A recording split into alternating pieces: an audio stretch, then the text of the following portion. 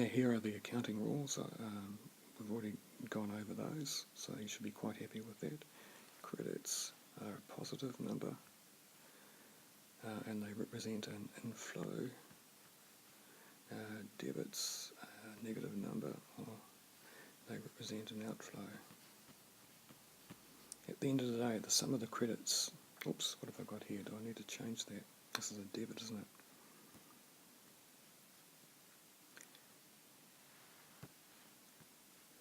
As I was saying, at the end of the day, the sum of the credits must equal the sum of the debits. That's why we're talking about a balance of payments. Alright. Now, these I've really put here for me. Unfortunately, the New Zealand presentation of the balance of payments has some hidden conventions, and if you don't know about them, then you won't be able to balance the balance of payments overall. Remember, I'm just going to demonstrate that balancing to you. You're not expected to undertake it. The only thing you're expected to balance is the current account.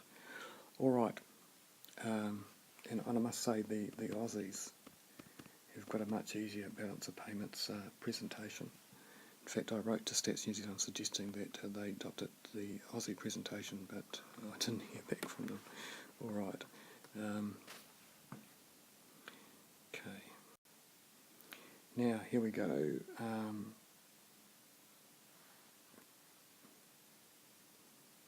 Alright, so let's get on and do this. You're going to have to do this. I'll give you some opportunity in class to do it, but look, here's the balance on goods. Oops, when I stabilise things. Here's the balance on goods.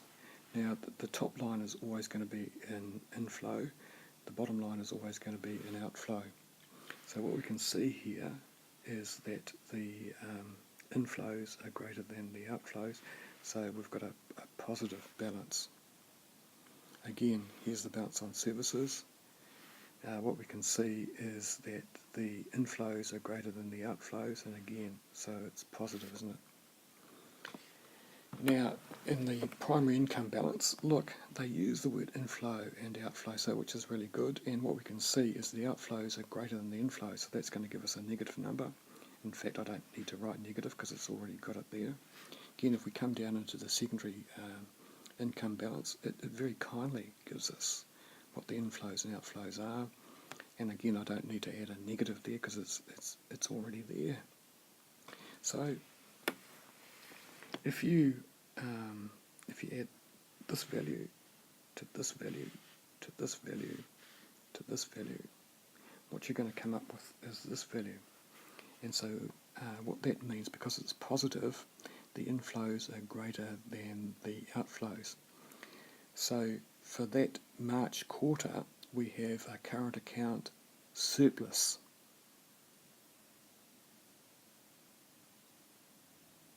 Alright. So I'm going to be giving you lots of exercises in doing these kind of calculations. Right, moving on. Here's the capital account, and again I said it's chicken feed basically. But again, very kindly, they've given us the inflow and outflow information, and what can we see? We can see that the inflows are greater than the outflows. So what we've got here is a positive number.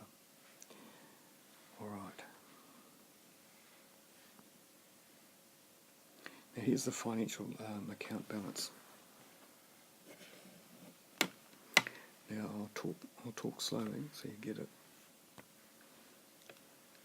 So this is the New Zealand Investment Board. So this is New Zealand buying foreign assets. To do that, we've got to send money out of New Zealand. So this is basically recording the financial outflows.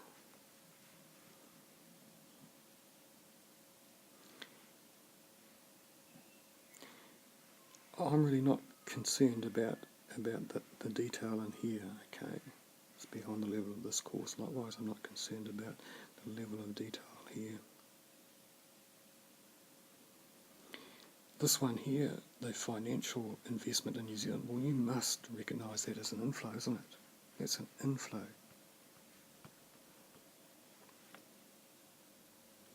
Now this one down here is the balancing item. It's net errors, and by convention it's always shown as a credit, so which is a positive number.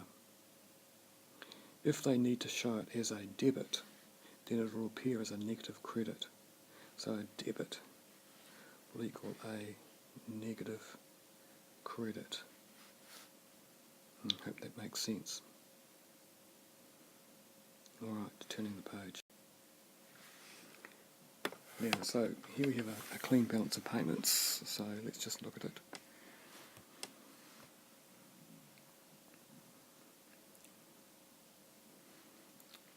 Can I do some extractions here if I just move that to the side? Alright. So let's just reconcile this thing. Okay, I'm going to give you opportunities to do this. Okay. Right, so we've got a current account balance of so we've got a current account balance. I want more room. So current account, and so how about if I do this? It's probably better. So this is going to be for inflows, which are positive. This is going to be for outflows, which is negative. So this show is coming to you live. So what we've got here is the current account, okay, and that's an inflow, so that's going to be 1, 2, 3. Now what have we got? We've got the capital account. So just to differentiate, I'll put a cap here, capital account, and what have we got there? Just looking at it, it's a positive balance, so that's got to be an inflow. Now, moving on down, New Zealand investment abroad. Okay, so New Zealand investment abroad, what have we got there?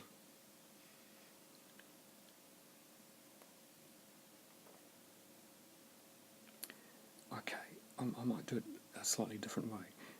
If we look at the financial account balance, so financial account, I'll put it in here, the fin account. And so it's an outflow, isn't it? It's showing 1, 2, 3, 9. So that's an outflow. Oh, it's not going to let me do it.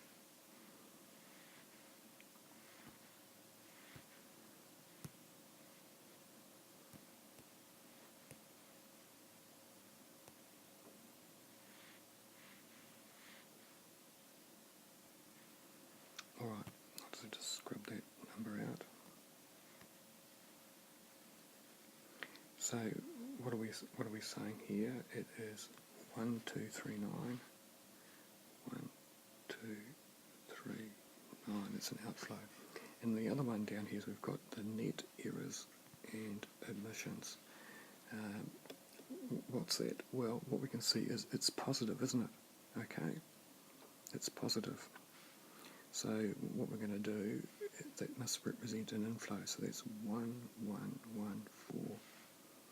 Now, if I'm right, when we sum these columns, they should equal each other, because that's what we've said. We've said that the inflows, which is this column here, must equal the outflows, which is this column here.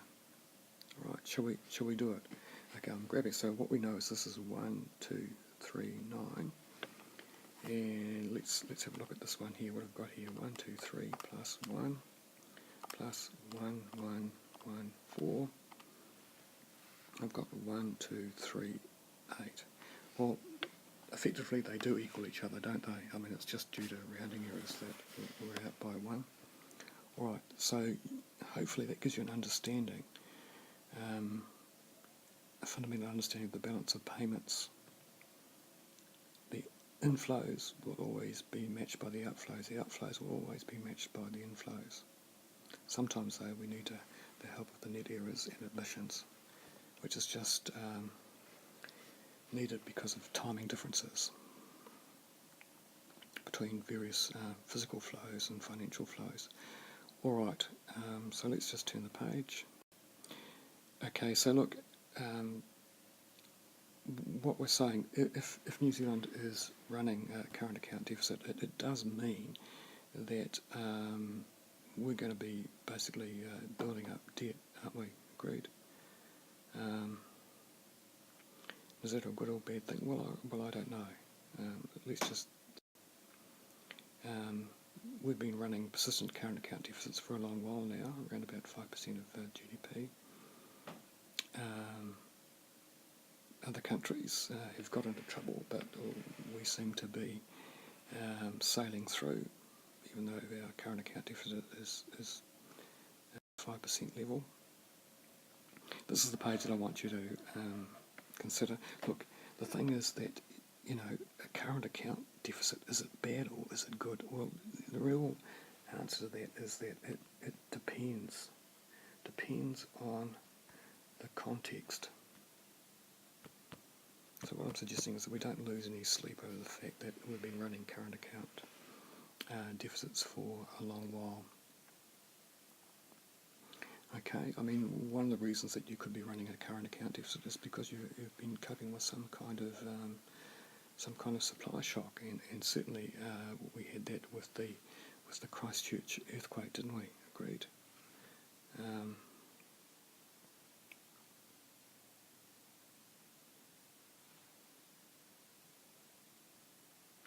This one here, I mean, this could describe New Zealand, doesn't it? We've been importing more than we've been exporting, but basically that's been due to our dollar, hasn't it? I mean, there's a connection there with monetary policy.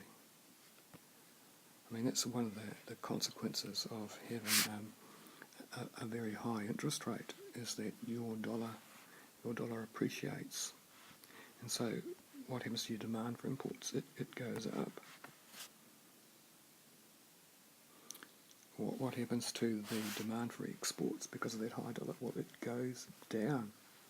So you could say one of the consequences of controlling inflation is that we're going to be running a current account deficit. Okay, that's enough from me. I'll leave it there.